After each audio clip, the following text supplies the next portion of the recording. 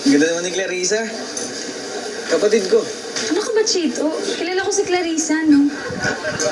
Siguro, nahihilo lang ako kasi hindi pa ako makain. Ako rin nga eh. Tara, ko tayong pagkain. Tara.